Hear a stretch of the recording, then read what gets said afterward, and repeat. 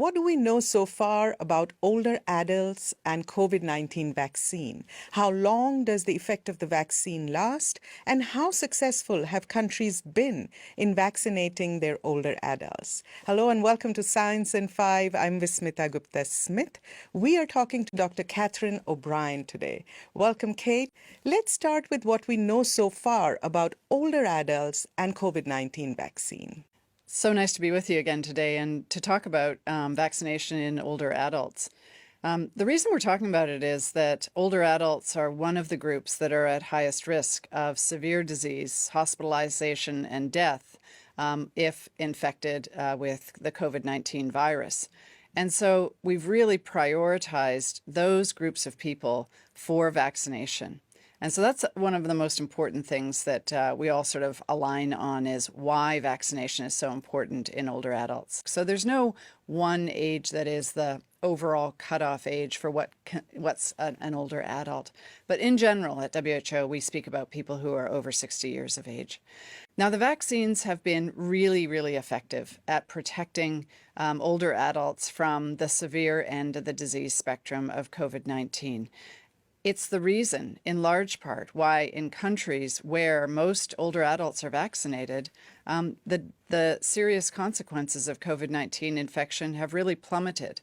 People may still get an illness, a mild illness, but they're not going to end up in hospital. They're not going to end up in an intensive care unit or with the most dreaded outcome, actually dying from COVID-19. Kate, how long does the effect of the vaccine last in older adults? What we know is that the vaccines that we have now and the variants that are circulating now, there is a reduction in the performance of vaccines, especially for mild disease and infection.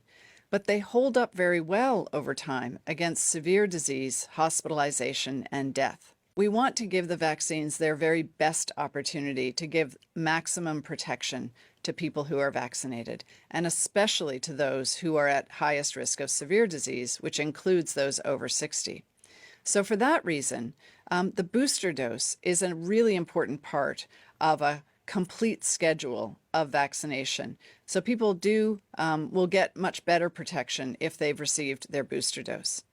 But especially for those people who are at highest risk of disease, we want them to have the optimum protection, the best protection possible. And for that reason, we've recently recommended that a second booster dose is given to people over the age of 60 years, somewhere around 6 months after they've received their last booster dose. It can be given a little bit earlier. It can be given at 4 months after the last booster dose. That's really a decision with a healthcare provider about exactly when to provide it. Kate, speak to us about how successful countries have been in vaccinating older adults and what have been some of the challenges.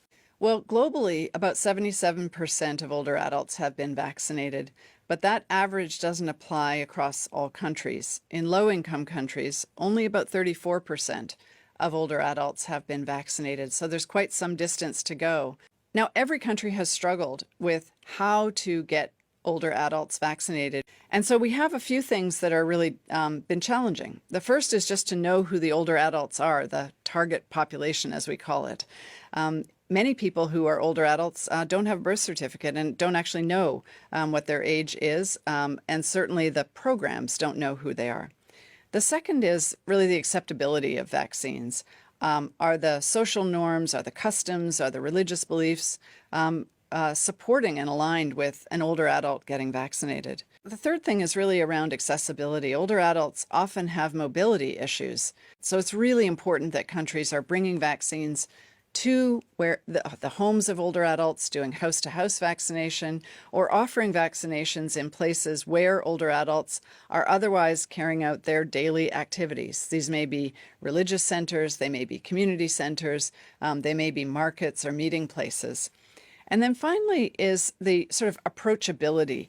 The behavior of the vaccinators and the frontline workers really need to be perceived as confident and trusted sources for older adults who don't routinely receive vaccines. In Mozambique, the Help Age International has distributed solar-powered radios to rural older adults so that they can receive communication and information about when the vaccinators are going to be around and how they should actually go and get vaccinated. So that's just one example of some of the innovation that many countries are deploying to assure that the reach of vaccines gets to these older adults who are the highest priority group. Thank you, Kate. That was Science in 5 today. Until next time then, stay safe, stay healthy, and stick with science.